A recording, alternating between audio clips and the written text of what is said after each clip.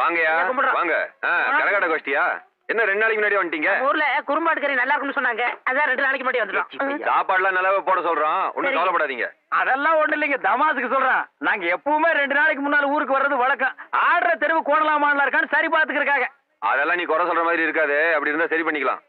ஏங்க நீங்க செய்யறது உங்களுக்கே நியாயமா இருக்கா? என்னடா பின்ன என்னங்க, எங்களை உள்ளூர்லயே ஆட விட மாட்டேன்றீங்க, வெளியூர்ல போய் ஆடினாலும் கூடாதுன்றீங்க.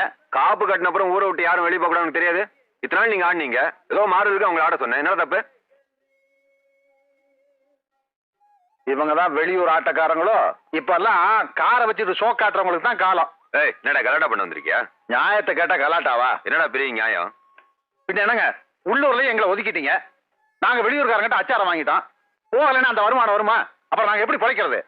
இந்தா இதை கொண்டு அட்வான்ஸ் திருப்பி கொடு. 10 நாள் சாயந்தரம் வந்து வாங்கிக்கோ. ஐயா, ஏய், என்னால யாரும் நஷ்டப்படக்கூடாது, நஷ்டப்பட விட மாட்டேன். ஏய், உங்களை தங்கத்து வேண்டிய ஏற்பாடு பண்ணி அது பண்ணி எல்லாம் புறப்படுங்க.